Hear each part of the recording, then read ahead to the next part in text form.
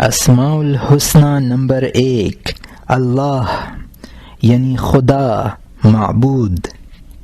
یہ اس موجودہ حق کا نام ہے جو صفات الہیت کا جامع ہے اور صاف ربوبیت سے موصوف اور وجود حقیقی سے ممتاز ہے۔ اس کے سوا کوئی موجود وجود بالذات کا مستحق نہیں ہے اور ہر موجود نے اسی سے وجود حاصل کیا ہے، لہذا وہ بالذات خالق ہے اور دوسری جہت سے موجود ہے۔ فَكُلْ مَوْجُودُ خَالِقٌ إِلَّا وَجْهَ، نتیجہ یہ نکلا کہ ہر موجود خدا کی ذات کے سوا فانی ہے۔ ٹھیک بات یہ ہے کہ یہ اسم اس معنی پر دلالت کرنے کے لیے اسماء اعلام کا کام دے رہا ہے اور اس کے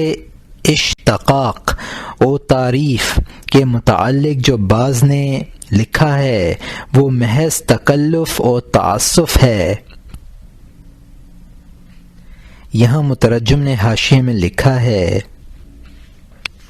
اس میں علم جو محض کسی چیز کی ذات پر دلالت کرنے کے لیے وضع کیا جاتا ہے، یہ ضرور نہیں کہ وہ کسی صفت کے معنی پر بھی دال ہو، جیسے زید، عمر، بکر وغیرہ۔ اس لیے اسماء اعلام غیر مشتق بلکہ جامد الفاظ ہوتے ہیں۔ اور یہاں مترجم کا حاشیہ ختم ہوتا ہے۔ فائدہ، یہ نام 99 ناموں سے بڑا ہے کیونکہ وہ ایسی ذات پر دلالت کرتا ہے جو بلا استثناء تمام صفات الہیت کی جامع ہے۔ باقی تمام نام ایک ایک معنی پر دلالت کرتے ہیں، مثلا علم، قدرت اور فعل وغیرہ میں سے کسی ایک پر، اور اس لیے وہ تمام اسماء کی بنسبت اس کے ساتھ زیادہ خصوصیت رکھتا ہے کیونکہ وہ اس کے سوا اور کسی کے لیے حقیقتاً یا مجازاً استعمال نہیں کیا جاتا۔ باقی اسماء کے ساتھ اور کو بھی موسوم کر دیا جاتا ہے، جیسے قادر، علیم، رحیم وغیرہ۔ انہیں دو وجوہ سے ظن ہوتا ہے کہ یہ نام اسم اعظم ہے۔ نکتہ، تمام اسماء کے معنی کی نسبت خیال کیا جا سکتا ہے کہ بندہ ان کے ثبوت سے متصف ہو سکتا ہے، یہاں تک کہ اس پر رحیم، علیم، حلیم، صبور اور شکور کا اسم بولا جا سکے، اگرچہ اس قسم کے اسماء کا اطلاق بندہ پر کسی اور وجہ سے ہو اور اللہ پر ان کا اطلاق اور وجہ سے، مگر اللہ کا معنی اس قسم کا نہیں ہے، وہ خاص اللہ سے مخصوص ہے۔ اس میں کوئی حقیقی یا مجازی شرکت نہیں پائی جاتی اور اسی خصوص کی وجہ سے تمام اسماء کی نسبت کہا جاتا ہے کہ وہ اللہ کے نام ہیں۔ یوں نہیں کہتے کہ اللہ صبور یا شکور کا نام ہے، کیونکہ اسم اللہ من حیث ہوا معنی من حیث معانی الہیت پر سب سے زیادہ دلالت کرتا ہے اور سب کی بنسبت اللہ کے ساتھ زیادہ خاص ہے، لہذا سب سے زیادہ مشہور اور ظاہر بھی ہے۔ یہی وجہ ہے کہ اس کی تعریف کے لیے دوسرے اسماء کی ضرورت نہیں اور دوسرے اسماء کی تعریف کے لیے اس کی نسبت لازم ہے۔ تنبیہ، بندے کو اس اسم سے تعالی حاصل کرنا چاہیے، یعنی اس کا دل اور خیال اللہ تعالی میں محو ہو، اس کے سوا وہ کسی طرف آنکھ نہ اٹھائے، نہ توجہ کرے، نہ کسی سے امیدوار ہو اور نہ کسی غیر سے ڈرے۔ اور کیوں نہ ہو، جبکہ اس اسم کا مفہوم ہی یہ ہے کہ وہ موجود حقیقی و برحق ہے اور باقی سب اس کے سوا فانی اور حالق اور باطل ہیں، پس وہ اپنے آپ کو سب سے پہلے حالق و باطل سمجھے گا، جیسا کہ رسول اللہ صلی اللہ علیہ وسلم نے سمجھایا۔ چنانچہ ایک موقع پر آپ صلی اللہ علیہ وسلم نے فرمایا، عرب کی شاعری میں سب سے زیادہ سچا شعر لبید کا ہے، الا کل شیء ما خلا اللہ باطل، یعنی یاد رکھو خدا تعالی کے سوا تمام موجودات فانی ہیں۔ اسماء الحسنی نمبر 2 الرحمن یعنی نہایت رحم والا، اور اسماء الحسنی نمبر 3 الرحیم یعنی بہت مہربان۔ یہ دونوں اسم رحمت سے مشتق ہیں، اور رحمت مرحوم کی مستدعی ہے، اور جو مرحوم ہوگا وہ محتاج ہوگا، اور اگر کسی سے کسی محتاج کی حاجت بلا ارادہ و قصد پوری ہو جائے تو اس کو رحیم نہ کہیں گے، اور جو کوئی اس کی حاجت پوری کرنے کا ارادہ تو کرے مگر پوری نہ کرے تو اگر وہ اس کے پورا کرنے پر قادر تھا تو رحیم نہیں کہلائے گا، کیونکہ اگر اس کا ارادہ کامل ہوتا تو اسے پورا کر دکھاتا، اور اگر اس کو پورا کرنے سے عاجز ہو تو اس کو اس کی رقت قلب کے لحاظ سے رحیم کہیں گے، لیکن وہ ناقص رحیم ہے۔ رحمت تامہ یہ ہے کہ محتاجوں سے بھلائی کی جائے اور ان کی حالت پر توجہ مبذول رکھتے ہوئے ان کے حق میں نیکی کا ارادہ کیا جائے۔ رحمت عامہ یہ ہے کہ مستحق و غیر مستحق سب کو شامل ہو۔ اللہ کی رحمت نامہ بھی ہے، تامہ بھی ہے اور عامہ بھی۔ اس کی رحمت کا تامہ ہونا تو اس حیثیت سے ہے کہ وہ محتاجوں کی حاجت روائی کا ارادہ بھی کرتا ہے اور اس کو پورا بھی کر دیتا ہے، اور اس کا عامہ ہونا اس حیثیت سے ہے کہ وہ مستحق اور غیر مستحق سب کو شامل ہے اور دنیا و آخرت میں عام ہے، اور ضرورت و حاجات اور ان سے زائد امور پر مشتمل ہے، غرض کہ وہ رحیم مطلق و برحق ہے۔ نکتہ: رحمت کے لیے ایک ایسی پردرد رقت لازم ہے جو رحیم کو محسوس ہو اور اسے محتاج کی حاجت پورا کرنے پر اکساتی ہو، اور اللہ تعالی اس تاثر و انفعال سے پاک ہے۔ شاید تم خیال کرو کہ یہ رحمت کے معنی میں نقص ہے، سو واضح ہو کہ یہ امر رحمت کے معنی کے لیے نقصان نہیں بلکہ کمال ہے۔ نقصان اس لیے نہیں ہے کہ کمال رحمت کمال ثمرہ پر موقوف ہے، اور جب کسی محتاج کی حاجت کو بے کمالہا پورا کر دیا جائے تو محتاج کو راحم کے درد دل سے کوئی خاص نفع نہیں ملتا۔ راحم کا درد دل اس کے ضعف قلب اور کمزوری نفس کے باعث ہوتا ہے، اور یہ ضعف محتاج کے مدعا میں کوئی اضافہ نہیں کر دیتا جبکہ اس کی حاجت پوری طرح مہیا ہو چکی ہو۔ کمال اس لیے ہے کہ جو رحیم رقت اور درد دل کے باعث رحم کر رہا ہے، ممکن ہے اس کا فعل اپنے نفس سے رقت دور کرنے کی غرض سے ہو، تو اس کا یہ معنی ہوگا کہ اپنے نفس کی رعایت کی اور نفس ہی کی غرض کے لیے سعی کی، اور یہ امر کمال رحمت کے لیے نقص ہے۔ کمال رحمت یہ ہے کہ راحم کی نظر مرحوم کی طرف مرحوم کی خاطر ہو، نہ کہ خود رقت کے درد سے آرام پانے کی غرض سے۔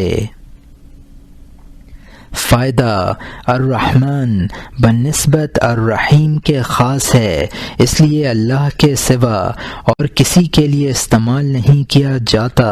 اور رحیم کا غیر اللہ پر بھی اطلاق کیا جاتا ہے، بس اس وجہ سے وہ اسم اللہ کے قریب ہے اور علم کا کام دے رہا ہے، اگرچہ وہ رحمت سے مشتق ہے۔ اسی لیے اللہ تعالی نے ان دونوں اسموں کو اس آیت میں جمع فرمایا ہے، قُلِ ادْعُوا اللَّهَ أَوِ ادْعُوا الرَّحْمَنَ أَيَّامًا تَدْعُوا فَلَهُ الْأَسْمَاءُ الْحُسْنَى، یعنی کہہ دو اے محمد صلی اللہ علیہ وسلم کہ خواہ اللہ کو پکارو یا رحمان کو، جس کو پکارتے ہو پکارو، بہر صورت یہ اسی کے نام اچھے ہیں۔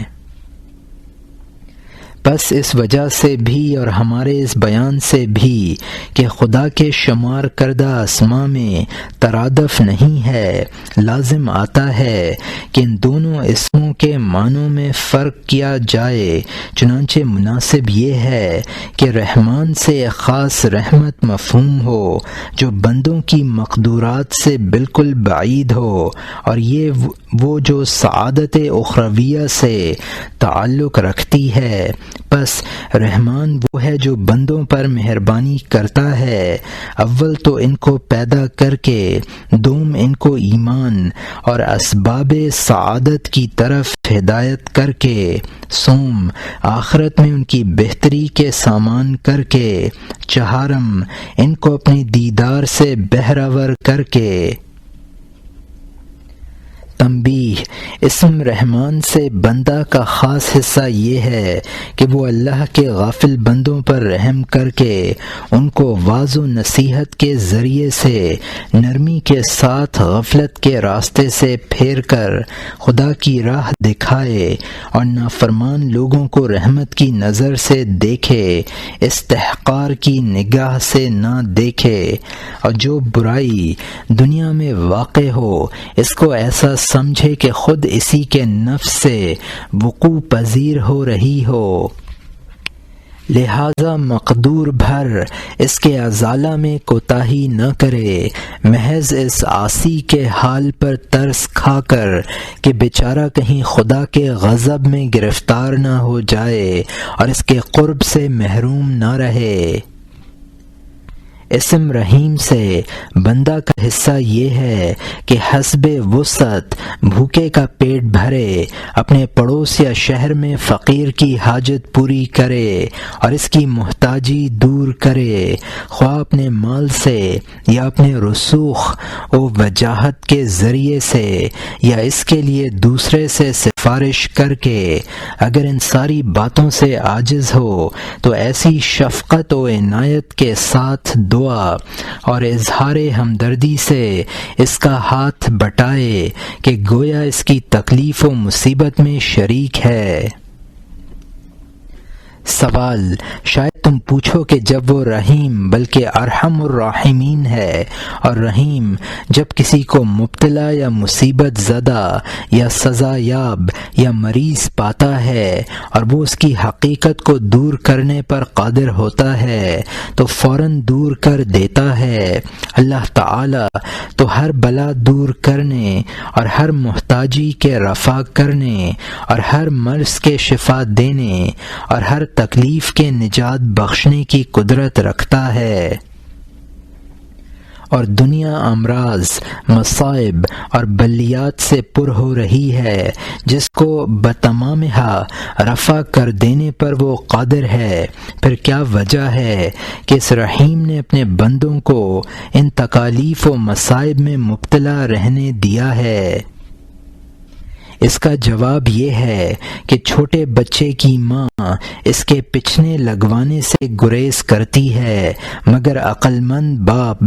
باپ اس کو بزور پچھنے لگوانے پر مجبور کرتا ہے۔ نادان آدمی گمان کرتا ہے کہ رحیم ماں ہے، باپ نہیں، مگر دانا سمجھتا ہے کہ باپ کا اپنے بچے کو پچھنوں کی تکلیف دینا پوری رحمت اور اعلیٰ درجے کی شفقت و عنایت ہے۔ ماں تو ایک دوست نما دشمن ہے، اس میں شک نہیں کہ تھوڑی تکلیف جو بہت سے آرام کی موجب ہو وہ بری نہیں بلکہ غنیمت ہوتی ہے۔ رحیم اپنے مرحوم کے حق میں بہرحال بھلائی چاہتا ہے، ہر برائی کے ضمن میں کوئی نہ کوئی بھلائی ضرور ہے، اگر اس برائی کو رفع کر دیا جائے تو اس کے ضمن میں بھلائی بھی زائل ہو جائے گی، جس سے وہ پہلے کی نسبت بڑی برائی بن جائے گی۔ چنانچہ گلے ہوئے ہاتھ کا کاٹا جانا بظاہر ایک برائی ہے، مگر اس کے ضمن میں ایک بہت بڑی بھلائی ہے۔ وہ کیا؟ بدن کی سلامتی۔ اگر ہاتھ کاٹا نہ جائے تو سارے بدن کا ہلاک ہو جانا یقینی ہے، اس وقت یہ برائی بہت ہی بڑی ہوگی۔ غرض کہ ہاتھ کا کاٹا جانا سلامتی بدن کی غرض سے ایک ایسا شر ہے جو اپنے پہلو میں خیر لیے ہوئے ہے، لیکن کاٹنے والے کی اصلی مراد سلامتی بدن ہے جو ایک خالص بھلائی ہے۔ پھر چونکہ یہ مراد ہاتھ کے کاٹنے ہی سے حاصل ہو سکتی تھی، لہٰذا اس نے ہاتھ کو کاٹنے کا ارادہ کیا، تو چونکہ پہلے سلامتی مطلوب لذاتہا تھی اور پھر ہاتھ کا کاٹنا مطلوب بغیر ہی لہٰذا یہ دونوں اس کے ارادہ کے تحت میں داخل ہیں، مگر ایک مراد امر لذات ہے اور دوسرا امر مراد بغیر ہی ہے۔ مراد لذات کا درجہ مراد بغیر ہی سے مقدم ہے، اور اسی لیے اللہ تعالی نے فرمایا ہے سبقت رحمتی غضبی، یعنی میری رحمت میرے غضب سے مقدم ہے۔ بس اس کا غضب شر کا ارادہ ہے اور اس کی رحمت خیر کا قصد ہے، لیکن خیر کا ارادہ محض خیر ہی کے لیے ہے اور شر کا ارادہ محض شر کے لیے نہیں ہے، بلکہ اس خیر کی خاطر ہے جو اس کے ضمن میں ہے۔ الغرض خیر مقتضی بالذات ہے اور شر مقتضی بالعرض، اور ہر امر مقدر ہو چکا ہے اور اس میں ہرگز کوئی بات منافی رحمت نہیں ہے۔ اب اگر تمہارے دل میں یہ سوال پیدا ہو کہ کیا کوئی ایسی شر ممکن نہیں ہے جس کے تحت میں کوئی خیر نہ ہو، یا تم خیال کرو کہ کیا اس خیر کا حاصل کرنا شر کے بغیر ممکن نہ تھا، تو اپنی عقل کی کمزوری پر محمول کرو یہ سمجھنا کہ فلاں شر کے ضمن میں کوئی خیر نہیں، عقل کے بس کا نہیں۔ ممکن ہے کہ ایسی صورت میں تمہاری کیفیت اس بچے کی سی ہو جو پچھنے لگوانا محض شر سمجھتا ہے، یا اس نادان شخص کی سی جو قتل قصاص کو شر محض خیال کرتا ہے، کیونکہ وہ صرف مقتول کی خصوصیت کو مد نظر رکھتا ہے، جس کے حق میں بے شک وہ قتل شر محض ہے، مگر وہ اس خیر عام کو نہیں دیکھتا کہ شر خاص کے ذریعے سے خیر عام پر فائز ہونا خود خیر محض ہے۔ خیر محض اور خیر محض کو کسی صورت میں ہاتھ سے نہ دینا چاہیے۔ دوسرے خیال کی نسبت بھی اب تم اپنی عقل کو ہی قاصر سمجھو، اور وہ یہ کہ خیر کا حاصل کرنا شر کے بغیر بھی ممکن ہے، کیونکہ یہ معنی بھی نہایت باریک و دقیق ہیں۔ کسی محال و ممکن کا استحالہ و امکان صاف طور پر یا معموری غور سے سمجھ میں نہیں آ سکتا، بلکہ اس کے لیے اعلیٰ درجہ کی مشگاف قوت فکریہ درکار ہے۔ پھر بھی اکثر اہل فکر اس کے سمجھنے میں ناکام رہتے ہیں۔ ان دونوں باتوں میں تم اپنے ذہنوں اور عقل کا قصور سمجھو۔